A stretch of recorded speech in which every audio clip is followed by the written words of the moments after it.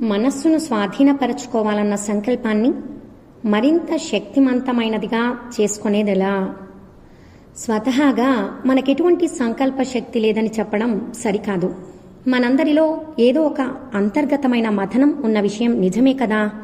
మనకు ఎంతో కొంత సంకల్ప శక్తి ఉందని చెప్పడానికి అదే నిదర్శనం. కానీ చాలా మందిలో మనస్సును స్వాధీనం చేసుకోవాలన్న ఈ సంకల్ప శక్తి తగినంతగా ఉండదు. దాన్ని పెంపొందించుకోవాలి. దానికి మార్గం ఏమిటో చూద్దాము. అన్నింటికన్నా ముందు సుఖభోగాలే మన జీవిత పరమావధి అని భావించడం మానివేయాలి. మనం వాటిని ప్రయత్నపూర్వకంగా తిరుగు లేకుండా పరిత్యజించినంత వరకు మనస్సును స్వాధీనపరుచుకోవాలన్న సంకల్పం బలంగా ఉండదు. సంకల్ప శక్తి యొక్క జవజీవాలను కొరికివేసే రాచపుండు ఈ భోగలాలసత్వమే. ఈ విషయాన్ని ఈ విధంగా వివరించవచ్చు. మీకొక సేవకుడున్నాడనుకోండి. మీరు అతని చేత మత్తు పదార్థాలను తెప్పించుకుంటూ ఉంటారు.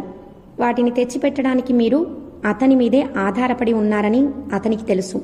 పైపెచ్చు మీరిద్దరూ కలిసి ఆ మత్తు పదార్థాలను సేవిస్తారు. ఇటువంటి పరిస్థితులలో మీరు ఎప్పటికీ ఆ సేవకుణ్ణి మీ చెప్పు చేతలలో ఉంచుకోలేరు. మనస్సు విషయం కూడా అంతే. మనం సుఖాలను కోరడానికి, ఆ పైన వాటిని అనుభవించడానికి కూడా మనస్సును ఉపయోగిస్తాం. కాబట్టి సుఖాలను కోరడం మానివేసేంత వరకు దానిని నిగ్రహించలేం.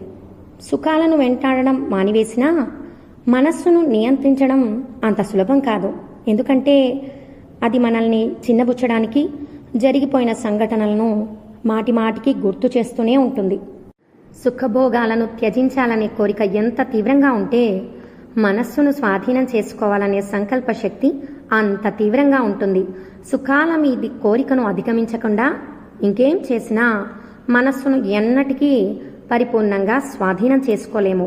ఈ నిజం నుంచి మనం ఒక విషయాన్ని గ్రహించవచ్చు. అదేమిటంటే, జీవితంలో ఏ రంగంలో ఉన్నా సరే తమ సుఖాలను త్యాగం చేయడానికి ఇష్టపడని వారికి తమ మనస్సును స్వాధీనపరుచుకోవాలన్న ప్రయత్నంలో తగినంత చిత్తశుద్ధి లేదు. సుఖాలను త్యాగం చేయడం అంటే ఆనందాన్ని, ఆత్మానందాన్ని త్యాగం చేయమని అర్థం కాదు. సుఖమంటే ఇంద్రియ సుఖమని అర్థం. శ్రీరామకృష్ణులు అపరిపక్వ అహంకారాన్ని సంతృప్తిపరచడం ద్వారా కలిగే సుఖాన్ని ఇటువంటి సుఖంగా పేర్కొన్నారు. ఈ రకమైన సుఖం నిజమైన ఆనందాన్ని, అంటే ఆత్మానందాన్ని పొందడానికి అడ్డు తగులుతుంది. సుఖ దుఃఖాలకు అతీతంగా ఎదిగినప్పుడే మనకు జీవితపు అసలు లక్ష్యమైన ఆత్మానందం కలుగుతుంది. ఎవరైనా తమకు ఈ ఆనందాన్ని పొందాలన్న కోరిక లేదని చెప్పడంలో అర్థం లేదు. నిజానికి ఆ ఆనందాన్ని వదిలివేయడం అన్న ప్రశ్నే లేదు. ఎందుకంటే అది మనలో ఒక అంతర్భాగం. ఆ సచ్చిదానందమే మన నిజస్వరూపం. ఈ సుఖలాలసత్వాన్ని జయించే పద్ధతులను తరువాత అధ్యాయంలో పరిశీలిద్దాం. ఇక్కడ మరొక విషయాన్ని గమనించండి. ఈ విశ్వంలో పూర్తిగా వ్యతిరేకమైన విషయాలు అప్పుడప్పుడు ఒకే విధంగా ఉన్నట్టు కనిపిస్తాయి. రెండు రకాల మనుష్యులకు ఎటువంటి అంతర్మథనమూ ఉండదు. ఒకరు తమలోని హీనమైన జంతు స్వభావానికి ఎదురు చెప్పలేని బానిసలు. రెండవ వారు తమలోని హీన స్వభావాన్ని పరిపూర్ణంగా తమ అదుపులో ఉంచుకున్నవారు. మిగిలిన వారందరికీ ఎంతో కొంత అంతర్మథనం ఉంటుంది. ఈ అంతర్మథనానికి కారణమేమిటి? మనస్సును స్వాధీనపరచుకోవడంలో పరాజయం పాలైన అరకొర ప్రయత్నాలే ఇందుకు కారణం. ఈ అరకొర ప్రయత్నాలే మనకున్న బలహీనమైన సంకల్ప శక్తిని, మనస్సును స్వాధీనపరచుకోవడాన్ని గురించి సరి అయిన అవగాహన లేకపోవడాన్ని సూచిస్తాయి. పదే పదే ఎదురయ్యే అపజయాలకు గుండె జారిపోకుండా ఉండడానికి సరిపడినంత సంకల్ప శక్తిని పెంపొందించుకోవడమే మనస్సును స్వాధీనం చేసుకునే సందర్భంలో అన్నింటికన్నా ముఖ్యమైన విషయం.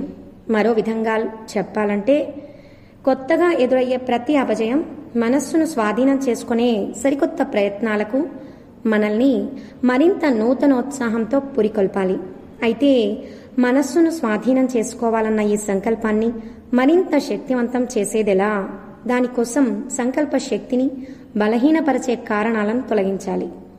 దానిలో మరింత శక్తిని నింపడానికి కావలసిన అనువైన పరిస్థితులను కల్పించాలి. నిస్సందేహంగా మనలో చాలామంది వారి వారి మనస్సులను స్వాధీనపరచుకోవడానికి శ్రమపడి ప్రయత్నించినప్పటికీ కూడా అనేకసార్లు ఓడిపోయి ఉండవచ్చు. అందుచేత ఈ పని మన వల్ల కాదులే అనుకుంటూ ఉండి ఉండవచ్చు.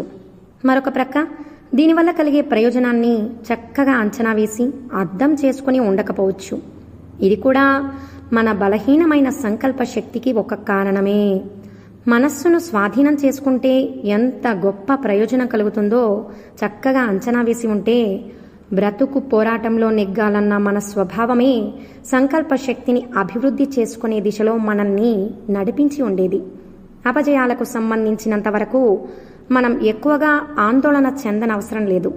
మనస్సు యొక్క స్వభావమే నిలకడలేనిది కావడం చేత గొప్ప గొప్ప వారికి కూడా మనస్సు అంత తేలికగా స్వాధీనం అవ్వలేదు. భగవద్గీతలో శ్రీకృష్ణుడు ఇలా చెప్పాడు, ఓ అర్జున, అత్యంత చంచలమైన ఈ ఇంద్రియాలు పరిపూర్ణత్వానికై ప్రయత్నిస్తున్న జ్ఞాని అయిన వాడి మనస్సును కూడా బలవంతంగా లాక్కుని పోతాయి. సముద్రంలోని పడవను పెనుగాలి ప్రక్కద్రోవ పట్టించినంత చందంగా విచ్చలవిడిగా సంచరించే ఇంద్రియాలను గ్రుడ్డిగా అనుసరించే మనస్సు అతని వివేకాన్ని ఎగురవేసుకుపోతుంది. గౌతమ బుద్ధుడు ఇలా బోధించాడు, 1000 మందిని 1000 సార్లు యుద్ధంలో ఓడించిన వాడికన్నా తన మనస్సును జయించిన వాడే పరాక్రమవంతుడు. దీనిని బట్టి మనస్సును స్వాధీనం చేసుకోవడం ప్రపంచంలో అన్నింటికన్నా కష్టమైన పని అని మనం అర్థం చేసుకోవచ్చు.